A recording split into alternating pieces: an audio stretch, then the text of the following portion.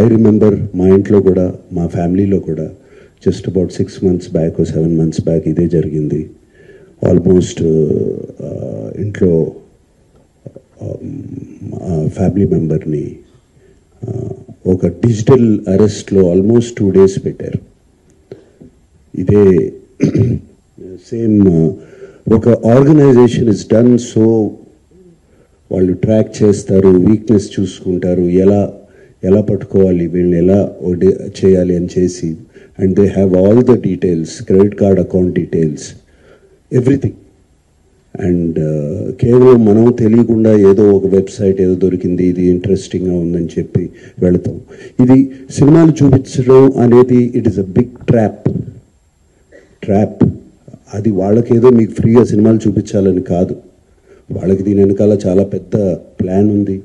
To make thousands of crores.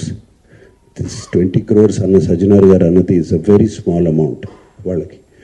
And 3 కోట్లు దొరికిందన్నారు, నాకు తెలిసి వాళ్ళకి జస్ట్ చేంజ్ అది.